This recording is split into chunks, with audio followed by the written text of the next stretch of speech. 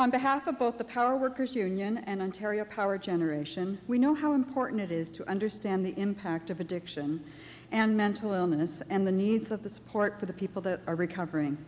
We are very pleased to be presenting an award to a wonderful advocate who knows firsthand what it can be like to live with this illness.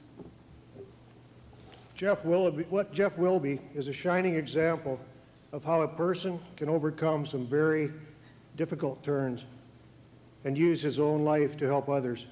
Here is his story.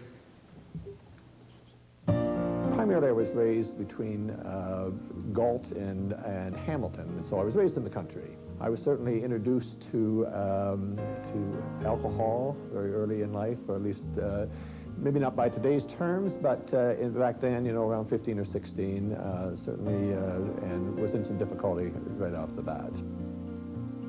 Always having difficulty with anxiety.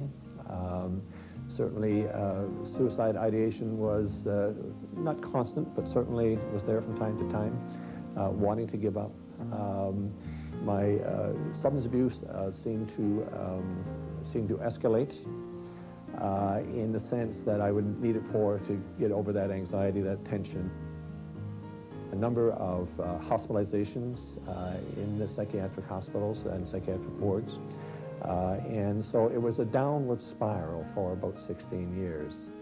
Standing in a shower with the sense that the shower floor was falling out from underneath me. Just struggling with all of that. Waking up in the morning, having just wanted to have a couple of drinks just to get rid of those feelings. And waking up, not remembering where I'd been. It's just very scary. I reached that point where life really had no purpose. It really wasn't worthwhile carrying on much longer.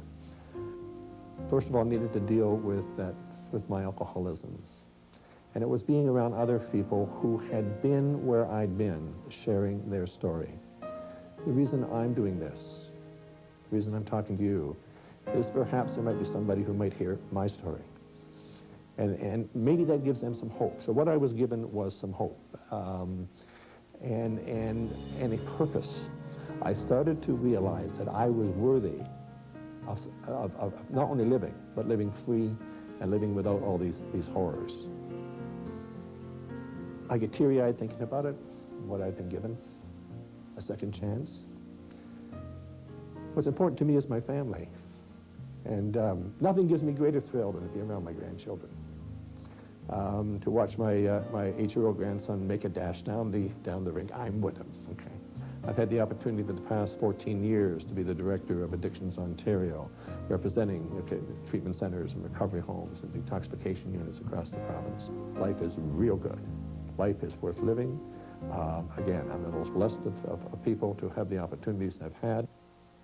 I think courage means, for me, almost persistence, hanging in there, having a belief that whatever is in front of you, that this too will pass.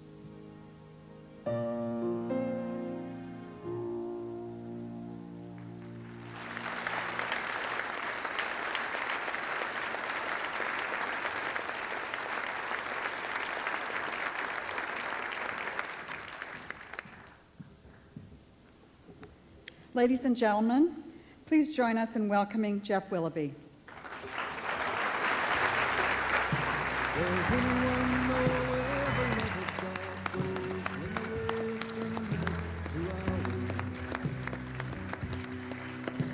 The searchers all say they'd have made Whitefish Bay if they put 15 more miles behind her. There's a line in Gordon Lightfoot's song that we just heard an introduction to, where he depicts the despair and anguish of the ship's crew of the Edmund Fitzgerald as it sank beneath the waves to the bottom of Lake Superior and into oblivion. That line is, does anyone know where the love of God goes when the waves turn the minutes to hours? Like many in this room, I know all about that sense of helplessness, that sense of being on the edge of oblivion. I too was sinking beneath the waves of the challenges I was facing in life. But that's not the story. It's only the preamble to the real story, the story of recovery. It is a story, the recovery story is a story of going from a hopeless state of mind and body to a very happy and purposeful life. It has been a wonderful journey. One, Jim, that I wouldn't have anticipated back in 1975. A short while ago, I was sitting at the kitchen table with my grandson, and he was very intense and coloring or doodling, whatever he was doing. And I was sitting there with the weight of the world on my shoulders. And he looked up at me and said, "Grandpa, you know what?" I said, "What, Caleb?" He said, "I love you." That's it. That's recovery. I might have missed it. But you need to know that I have not done this alone. It has only been with the helping hand and support of many people that I not only reached the shores, but climbed up onto solid ground. So I'm so deeply touched and grateful to be standing here in front of you tonight with my fellow recipients. But I must share with you that I had mixed feelings about allowing my name to go forward, exposing my life in this way. But I've worked through those feelings, concluding that none of us need to be ashamed of our past experiences. Indeed, we should be proud of the challenges and obstacles that we've overcome. We must be rays of hope to those who are still out there suffering. We're on this journey together, so as we celebrate all of our lives here this evening, I know there isn't a soul in this room that hasn't faced your challenges, your waves. And we have all done so with a little help from our friends, other song title, and our families. Does anyone know where the love of God goes? I do. It is in each and every one of our hearts. So thank you, Janice and Don. Thank you, Cam Each, for the lives that you helped transform. I want to thank my sponsor, or the nominator, Norma Medulin, not only for the nomination, but not letting me run away. When I said, gee, I don't know if I want to do this or not. And to my friends and colleagues who are here this evening. I salute you, my fellow recipients, and I honor your journey.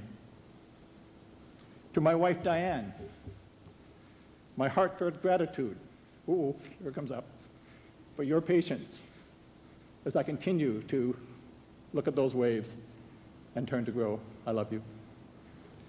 And to each and every one of you supporting this evening's event, thank you for your involvement. Thank you for being part of shedding a ray of hope to so many. Thank you. Godspeed. Does anyone know where the love of God goes when the words turn minutes to hours?